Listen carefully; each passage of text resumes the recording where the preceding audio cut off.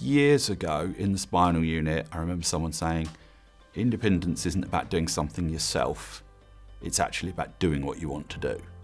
In the beginning, if I asked for help, it was a reflection on my ability or my inability to do something. I felt embarrassed and I expected people to ask me if I needed any help. In life, there's not many solo efforts. There's always a team behind it. There's someone else who'll help, whether that's physically or just giving you some advice or guidance. You do need to build up to it, but it's about the trade-off and the reward that you're getting from that independence and not allowing yourself to stay at home just because you're scared of it.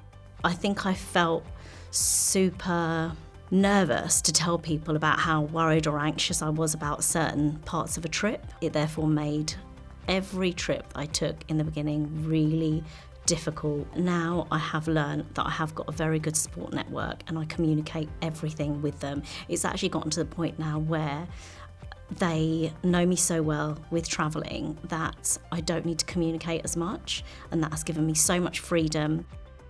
I found speaking to other people really useful, particularly others who had been in a wheelchair. So my level, as I said, is T6, and I remember talking to somebody who was a tetraplegic, and he had been to Iceland. And for me, Iceland wasn't the sort of place that I had imagined would be wheelchair accessible. But I just remember thinking, God, if this guy who's a tetraplegic can manage Iceland and have a great time, I was like, there must be a way that I would be able to do so as well. And then I just sort of started digging around and like picking people's brains, and a couple of years later I went on a trip to Iceland, which was fantastic. I have taken my first holiday with my little boy. He's 1, and I never thought that I would ever be able to do that. I did that all on my own. I asked for the help when I needed it.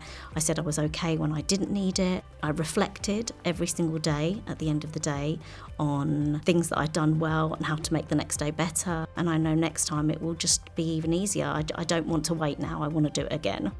I did a backup course in April 22, and it was my first ever course that I've done as a wheelchair user. I've been in a wheelchair that time for 7 years already, and I went to this course and learned about wheelchair skills. I learned to do the wheelies and to go downstairs on wheels, and it built my confidence so much because I feel much more freedom now. Backup really helped me when I was in rehabilitation in Stanmore, when I was in a power chair. A man called Andy telling me how to go up drop curbs and going up slopes and going down slopes and just basically building my confidence.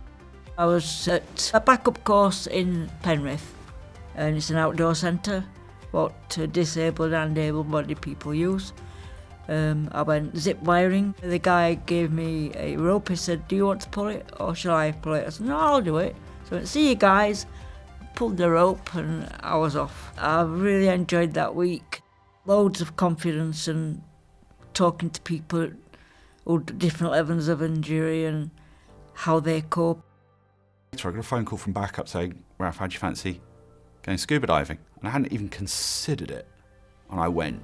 And then I went again and got the bug like a lot of people do. I ended up, I think I've done 200 dives. The ability to be helped on and off a boat, up and down jetties, that was transformative. But it was very definitely going outside my initial comfort zone. The mentoring that I've done with Backup has been a series of phone calls. As with anything, it makes a huge difference. Talking, you just don't get as much of a chance to talk about the things that affect you having a spinal injury, because a large part of your friendship group won't experience those issues, I guess. I have had a mentor through Backup twice now. She helped me to realise that I'm really not alone.